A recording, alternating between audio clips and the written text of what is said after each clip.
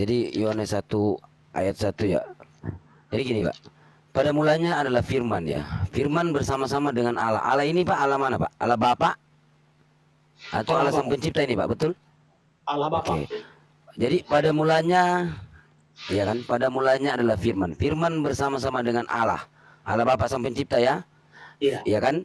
Firman adalah Allah. Berarti Allah Bapa adalah firman, betul Pak ya? Iya. Ya, 1 Yohanes ayat 14, Allah Bapa telah menjadi manusia, mati pula Pak di saat itu. Nah, yang jadi pertanyaan Pak, di waktu Sang Pencipta itu mati, pada waktu itu bumi gonjang-ganjing nggak Pak? Matahari terbit di sana sini atau bagaimana itu Pak kira-kira? Karena Sang Pencipta Allah Bapa, Sang Penguasa Pencipta sudah mati Pak di tiang salib. Silakan mungkin Bapak bisa jawab. Nah, itu tadi Pak ya, itu yang tertulis di Filipi pasal 2 ayat berapa tadi ya, ayat 8 tadi ya. Artinya bukan dalam arti ketika Yesus itu sebagai mati dia sebagai manusia, bukan dalam arti Allah Bapa itu meninggal juga ya, karena dia maha kuasa ya, maha kuasa dia Pak. Jadi dia tetap, kalau Allah Bapa ya, rohnya itu yang maha kuasa itu tidak mungkin mati Pak ya, Lari roh lagi Pak. Pak di situ. Oke, Allah Bapa Pak, itu derita Bapak yang tertulis. Allah Bapa telah menjadi manusia. Oke Pak ya. Jadi ini yang pencipta ini telah menjadi manusia. Pak tahu nggak bahasa kata menjadi? Telah menjadi manusia. Allah Bapa Sang Penguasa ini telah menjadi manusia, gitu loh Pak. Berarti waktu di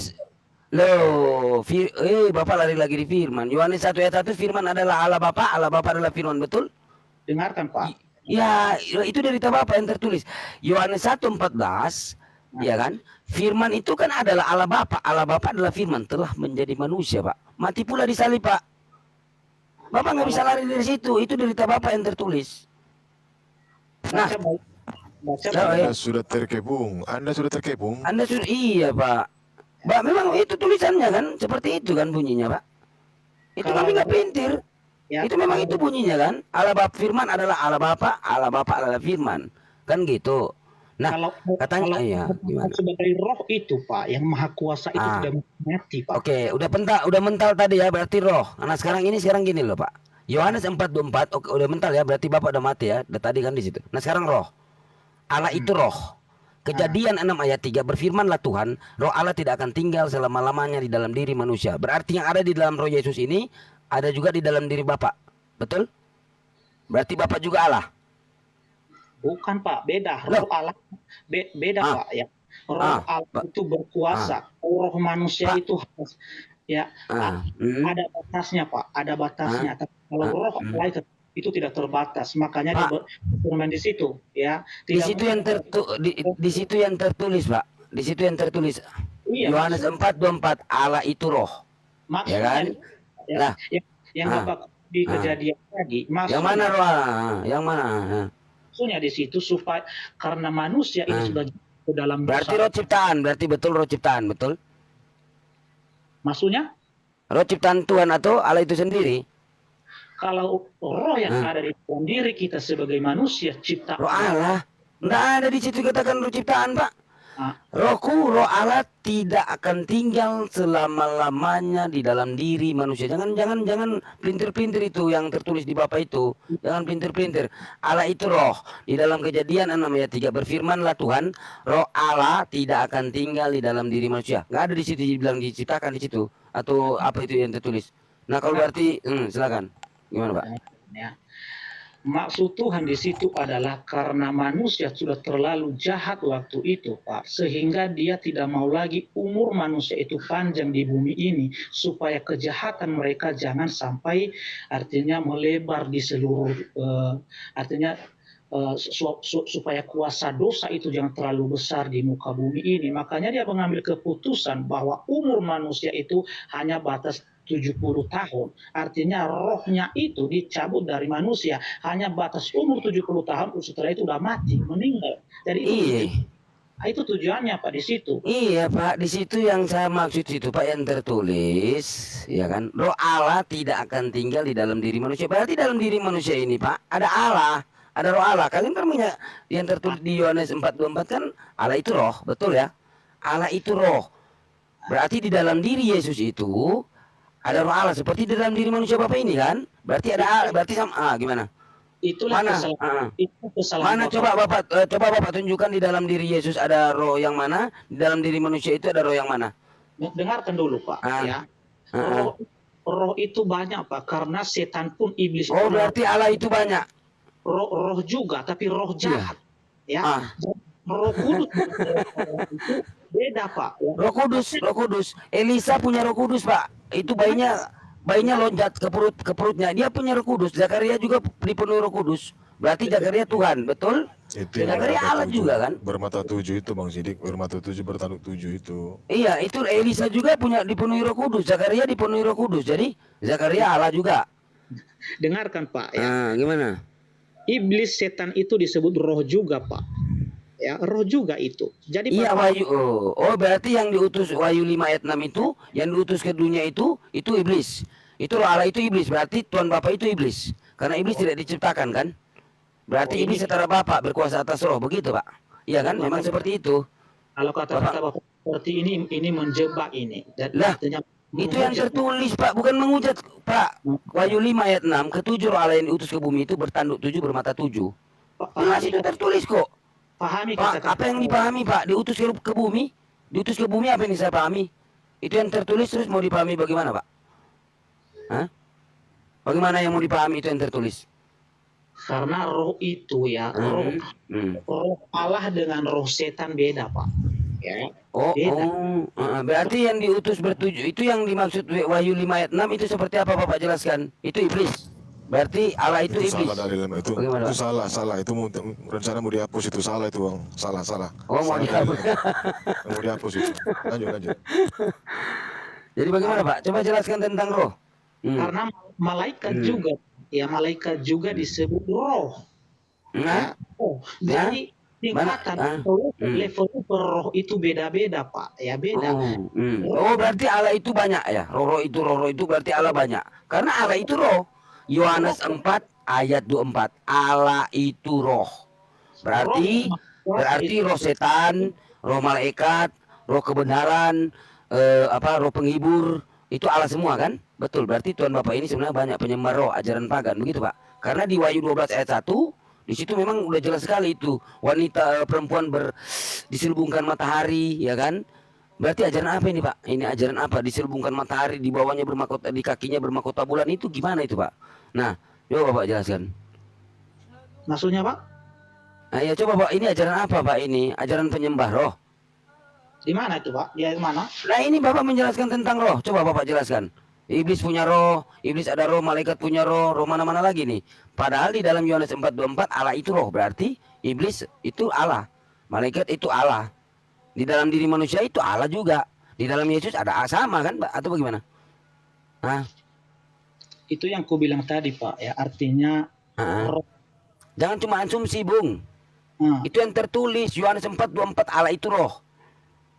Nah, Bapak menyatakan tadi ada roh iblis, ada roh malaikat. Wahyu 6 ayat 3 ada di dalam diri manusia juga itu roh. Apalagi Pak ada roh kebenaran. Kalau roh Tuhan, sahabatku Sidik, kalau roh Tuhan itu tandanya ada tato di paha Bang. Lanjut. Nah, silakan Bapak jawab Pak. Jawab Pak. Banyak kali ini Allah di situ Pak. Ribuan miliaran malah. Di dalam manusia itu kan ada roh Allah. Malah Bapak duga tambah lagi. Iblis punya roh, malaikat punya roh. Waduh. Kalau Allah memberikan rohnya kepada manusia ada di situ Pak, di waktu penciptaan di Kejadian pasal berapa itu ya? Iya, itu derita Bapak. Nah, jadi bukan derita kami. Allah itu. Berarti iblis punya roh Pak, betul? Iblis ada roh juga, iya. Punya roh. Oh, punya roh. Oh, berarti ada. Oh, dia sama Allah juga. Berarti itu yang saya bilang tadi Pak, banyak roh ini. Tapi dia kebenaran.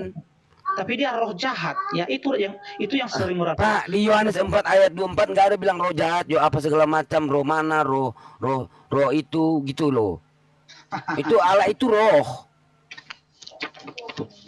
Coba Bapak baca baik-baik. Saudara Sidik. Iya. Coba dibacakan Matius 4. Ada roh yang membawa Yesus ke padang gurun untuk dicobai oleh iblis.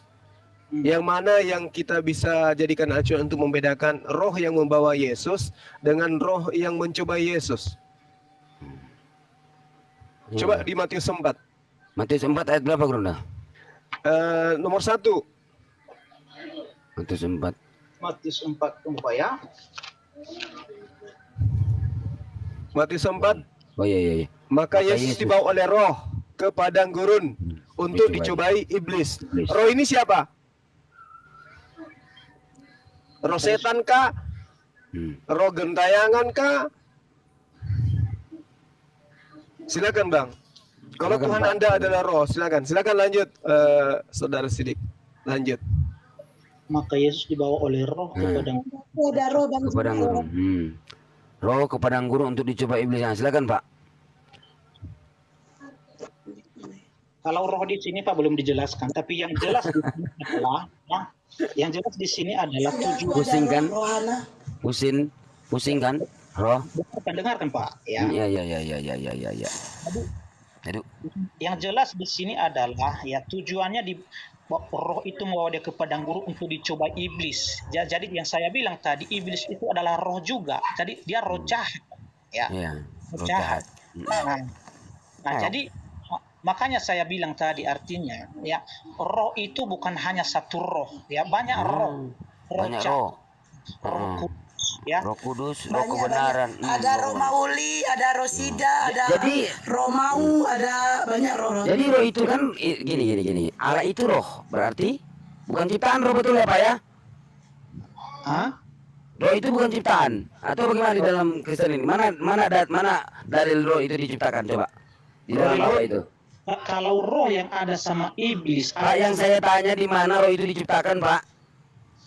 dengarkan Pak Lah, ya. malah Allah itu roh, terus Bapak lari roh ini, roh itu, Allah itu roh. Berarti kalau roh itu roh semua, Pak, roh iblis lah itu Allah. Nah, sekarang coba Bapak minta mana? Mana coba Bapak? Roh itu diciptakan, roh iblis, roh setan diciptakan, roh baik, roh apa segala macam, roh penghibur, ya mana? Roh kayangan, Nggak ada. coba mana, Pak? Di Bible nggak ada, di Bible nggak ada. Lanjut aja lah, udah. Nggak ada Saudara Devi, Angkat tangan, Saudara angkat Devi, tangan. Angkat bendera ya. saudara, kami di sini bukan untuk menyudutkan ya, kita belajar sama-sama ya. Nanti kalau misalnya ada sesuatu yang merasa Anda kurang pas dengan pernyataan saudara-saudara kita di sini, tolong diterima dengan baik, direnungkan, dipikirkan. Karena kenapa? Tuhan tidak mungkin memberikan buku pedoman, buku panduan kepada manusia, di mana buku panduan itu justru tidak menjelaskan jalan terang, tetapi membingungkan. Tuhan memberikan buku panduan, laksana pabrik memberikan buku petunjuk penggunaan kulkas. Kalau buku petunjuknya tidak sesuai dengan materi atau bahan kulkasnya, itu bisa salah, keliru, dan bisa fatal akibatnya. Misalnya ada orang menggunakan kulkas sebagai perahu, itu susah itu. Atau kulkas dijadikan sesuai dengan buku petunjuknya sebagai lemari pakaian, itu juga salah. Atau kulkasnya dicopot daunnya diganti kain horden untuk mendinginkan es, juga itu salah. Maka Tuhan yang benar adalah memberikan buku panduan kepada manusia. Tentu buku panduannya itu akan selaras dengan akal manusia itu sendiri. Karena kitab itu diberikan untuk supaya dipahami oleh yang mempunyai kitab, kepada siapa kitab itu diserahkan. Kalau ada sebuah kitab yang membingungkan kita, tolong direnungkan lagi. Jadi kami di sini tidak menghujat, bukan menyudutkan, bukan untuk kemudian mengucilkan saudara. Kami hargai Anda salah satu saudara Kristen kami yang baik. Silakan belajar terus dalami Bible. Insya Allah Anda akan sampai kepada kebenaran. Lanjut. Allah teman-teman. Akbar. Iya, betul Pak. Kami hanya diskusi menyampaikan Pak ya, tentang apa ajaran Yesus, apa ajaran Paulus gitu loh. Ajaran Yesus sebenarnya yang mana Pak? Ajaran Yesus hukumnya yang terutama Markus 12, 28, 29. Dengarlah hai orang Israel, Tuhan Allah kita itu Tuhan itu Esa Pak. Yohanes 17 ayat 3, satu-satunya Allah yang benar, Yesus yang diutus. Nah malah Paulus menurunkan Yesus Pak. Jadi sebenarnya, jadi Bapak cari yang mana ajaran Yesus. Di 10 hukum Torah, jangan engkau menyembah ilah-ilah lain gitu loh Pak. Nah, di mana Musa Pak menyembah Bapa, Putra dan Roh Kudus? Di mana Bapak satu aja itu hukum apa 10 hukum Musa itu udah mental Bapak di situ. Nggak bisa ada penjelasan apapun di situ. Di mana Musa menyembah Roh Kudus, Pak? Di mana Musa menyembah Bapa, Putra dan Roh Kudus? Di mana Yesus pernah mengajarkan dengan Trinitas, Pak? Nabi-nabi terdahulu di mana pernah mengajarkan tentang Trinitas? Harus pakai dalil, Pak. Begitu. Seperti itu, Pak, kira-kira.